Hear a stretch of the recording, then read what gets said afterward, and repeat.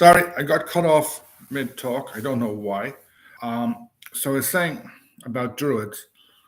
Irish monks, they would have been educated in Latin, and they would have, through this education, through this classical education, they would have come in contact and absorbed the idea of Druid, the Roman idea as such. And they seem to have applied this to, they are automatically assumed that the priesthood in Iron Age or pre-Christian Ireland performed the same functions as the Druids did in Gaul and in Britain. Uh, but one of the constants of human history is change. Is people Things are different in different countries. Things are different in different areas. Good morning, Wayne. Hope I didn't wake you up. Nice to have you on board. So, Druids in Ireland would have been different from Druids in England, or not England because it didn't exist, Druids in Britain. Probably Druids in Munster, down in uh, the very bottom of what is now Kerry, would have been different from the Druids up in Ulster. Uh, that's human nature. People differ, people change a lot. So I would say yes, there were Irish Druids, but they weren't classical Druids. They weren't the Gaulish Druids.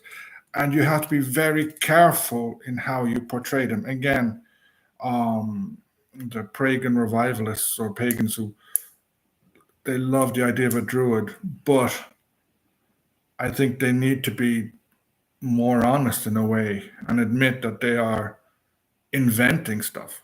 Some of what they invent is very true, or is not. I think is very interesting. But from a historical point of view, it's based on evidence that's not very strong. And again, most of them seem to use English, to operate in English, which is a bit ironic given that English pushed out Irish and like under the English, the Gaelic culture was destroyed between the 16th and end of the 17th century. Uh, Now people are reinventing Gaelic religion, but in English. So I find that funny. Um, I want to mention the Song of Amergin here. Now, this is something that's very interesting. If you don't know what it is one of the fundamental pieces of poetry in Irish, one of the fundamental pieces of poetry in Gaelic mythology. But if you Google it, uh, you'll find it. Put the music, you'll find people, I think, singing it. Sometimes in the original or modern Irish versions of it. It is supposed to be the song that Emergan, one of the Milesians, one of the sons of Mill, sang when the sons of Mill landed in Ireland in uh, what is called in the mythology Inverscana, uh, but is very possible Ballinaskellig's Bay. Um, Skena was his wife, and she died in the landing. A lot. Emergan, as far as I know, was one of the sons of Mill, and a lot of his brothers died. So in the South Kerry area, from Skellig Michael to Ballinskellig's Bay, you will find lots of monuments, Bronze Age monuments like Ictakua, the standing stones above Kilrellig, the dolmen in Ballybrack are all supposed to be the burial places of various of the Milesians. So, Song of American is a beautiful poem, and it's essentially a magical poem. I know Robert Graves liked it a lot and said it was one of the fundamental pieces of literature in the world. Um, People who know about it love it. Um, there's an author. He's a poet and a writer. He lives down in South Kerry, Paddy Bush. He's written a book. I don't have it. I have it, but I don't have it with me. One day I'd like to do a video about this book because he writes about that, and he writes about the idea of American in the invention of the idea of Kerry, of Gaelic mythology. It's very important, very interesting. Yet the Song of American is neglected, especially in those people who are trying to re, rebuild or invent a new form of Gaelic paganism, which I find funny because it's something so beautiful, so amazing, so powerful. It's a from a philosophical point of view as well as mythological. It's it's something that everybody should know, everybody should read or listen to, because there are some very nice pieces of music about it. Um, the next question is about Brian Boru. Was he the best Irish king? Now, this is a very, very interesting question. What does best king mean? Did he achieve more than others? Um, and how do we know? Because many people, they base their knowledge of history on annals or translations of annals or stories that are taken from annals. But you can't do that. You have to dive deeper.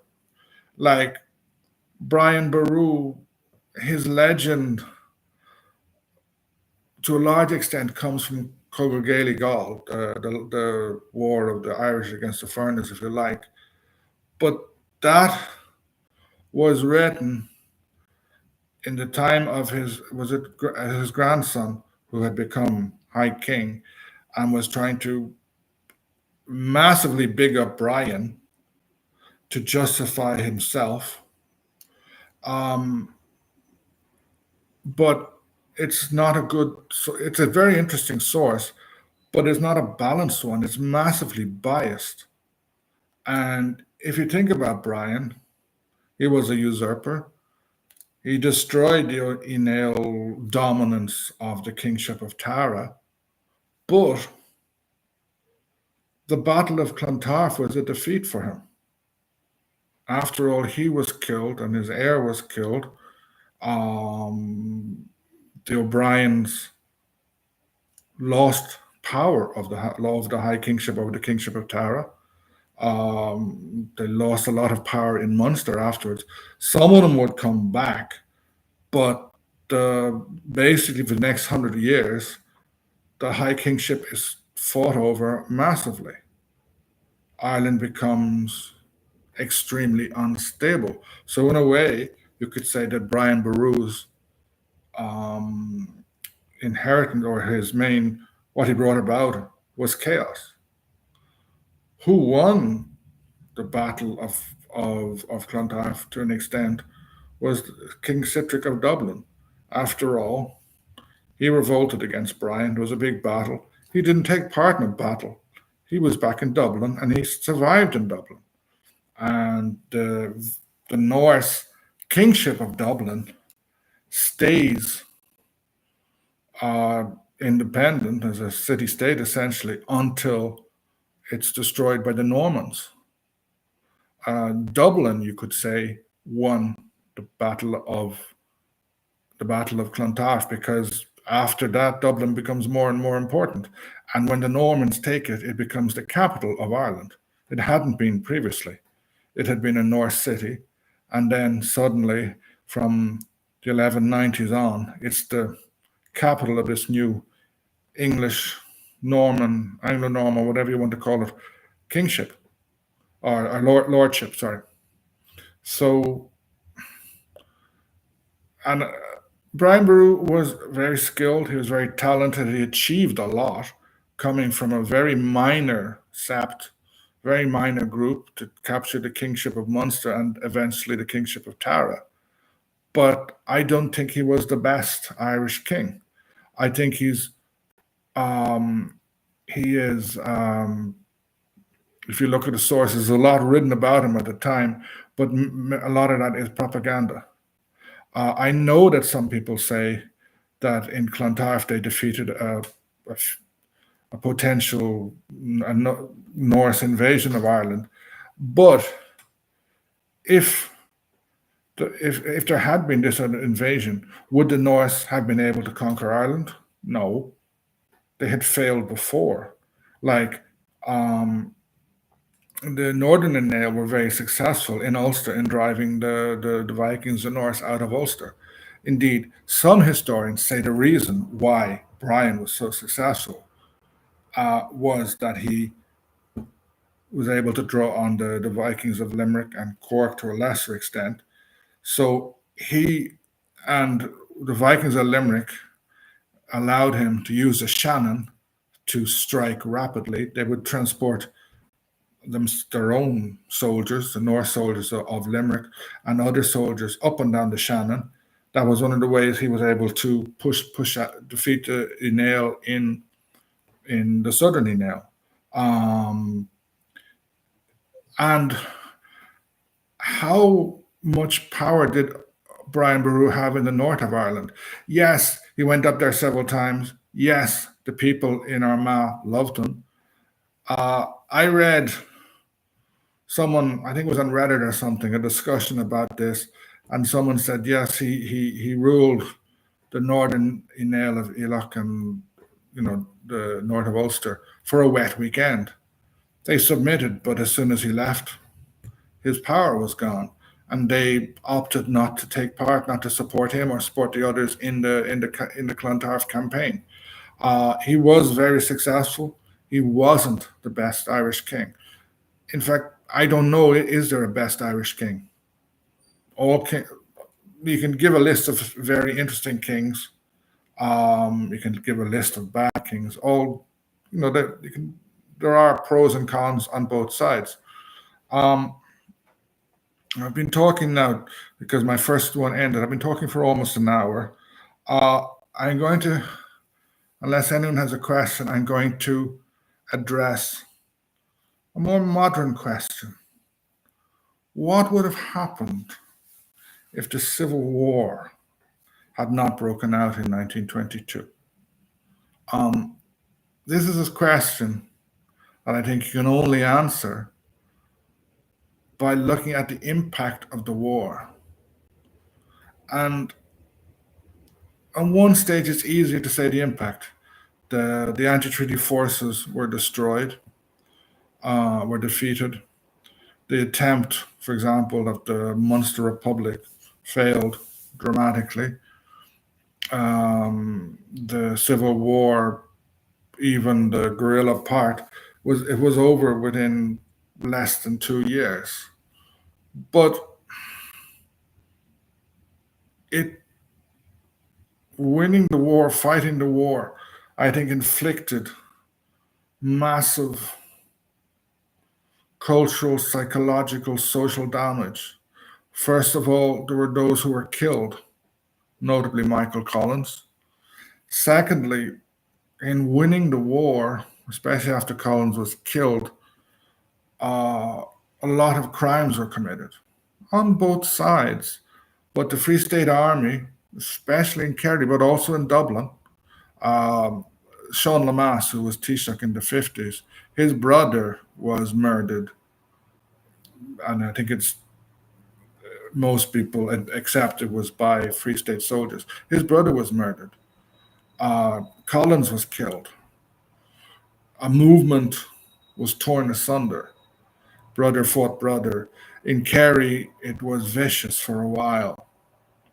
I know my grandfather and his sister fought on different sides. But I think the cost of the war also, because paying soldiers, fighting the war, the damage done to transport, the damage done to infrastructure, it condemned the Free State to a difficult path. To, instead of freedom from England being something to be celebrated, it wasn't. Sort of wounds were left that took generations to overcome. If you look at it culturally, the last quarter, especially the last decade of the 19th century, and the first one's the beginning of the 20th century, um, it was a time of great cultural movement. The Gaelic Revival, the Gaelic League, the GAA, all this big push. People were determined to save Irish, to go back to the Gaelic culture. The Gaelic League, people were trying to speak Irish. I know in my family, my grandfather and his wife, like my aunt and my dad, initially, although they were born and raised in Dublin, they were initially raised just in Irish. But something happened with Irish. If you look at it, if you get, I've seen my family, like the 1901, 1911 census. My parents, my grandparents and great grandparents in Killorgley and Glenbeigh had Irish, had good Irish. It's written down. They could read and write in Irish and English. At Killorgley, within a generation, is no longer. There's no Irish there. Glenbeigh, I know when my mother was growing up in the early 1940s, was still officially a Gaeltacht. I think it was a Gaeltacht until the South Kerry Gaeltacht was broken up in the 1960s. So this strong push, the attempt to revitalize the Irish language, dies or is massively wounded by the Civil War. Economically, sorry, I just had to plug in my laptop. Economically, Ireland is left poor with debts, etc. So there's a lot of the Free State becomes a very unhappy place to a great extent. Yes, there was happy things, but if you look at the writers are all unhappy. There's massive emigration. It's a time of great repression, and if you look at things like the mother and baby homes, the impact of the Catholic Church in schools, etc., sexual abuse, the women not being allowed control over their bodies, divorce. It's a very, very complicated period. Uh, would this have happened if it wasn't for the Civil War? I don't know, but I think the history would have been a better history, a less unhappy history. You can't go back and change history. The Civil War happened. And another thing is Northern Ireland. Collins tried to stir up things in the north to prevent the Civil War breaking out. Um, I think if the Civil War hadn't broken out, I think it's unlikely that Northern Ireland with 6 counties would have existed. There would have been a better boundary commission. And if you think of it, the split, the Civil War, was not over Northern Ireland. It was over the oath and not becoming a republic. Everybody presumed that when the boundary commission came into place, half of Northern Ireland would come back to the Free State, and the rest would collapse and eventually come back. Whereas what happened, the boundary commission was a bit of a fraud, and then the Cumann Gael government basically ignored it, and I think they got paid off or something. Not that they got paid off, but they shut up, and then got some debts got forgiven. Sort of, whereas if the Civil War hadn't started, it is unlikely that the Northern Ireland as such would exist.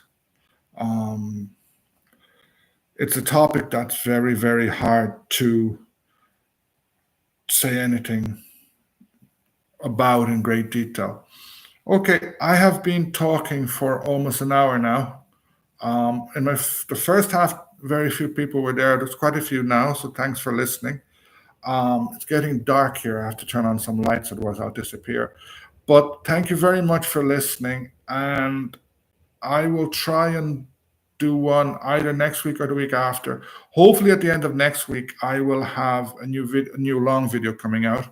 I have done a lot of filming in the last couple of weeks because I've visited many places, such as Dunamass, Seafin Mountain, Glendalough. So I have a lot of stuff to come out.